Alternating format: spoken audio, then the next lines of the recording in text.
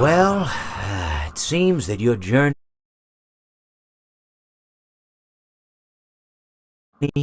has ended. Very sorry about that. It was always going to end this way, of course. If it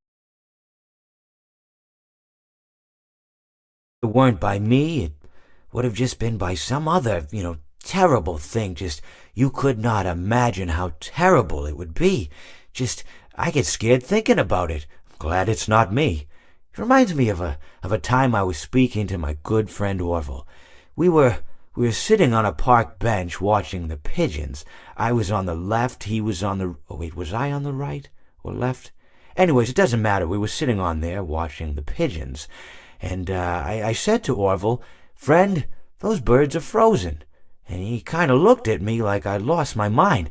But I reminded him that it was winter, and often birds will sit in a tree until they freeze, and then they sort of fall to the ground until the sun warms up and they can, move around again. So I said to Orville, "You might as well save those breadcrumbs until the birds thaw, because they can't very well enjoy them in the condition they're in."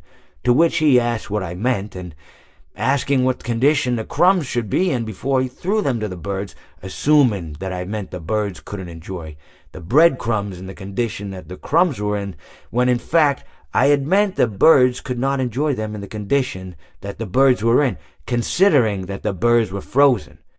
So he took a moment and then threw his last handful onto the ground.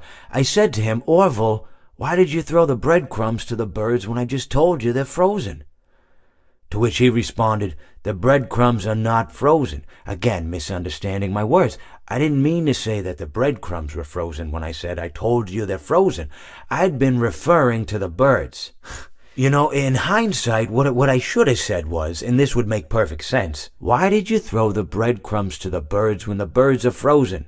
He misunderstood upon my correction, stating that he didn't know what else to do with the breadcrumbs, and that perhaps, when the birds thawed, they'd still be able to eat the crumbs. So I said to Orville, and this is what I said to him, I said, "Orville, the birds may be dead,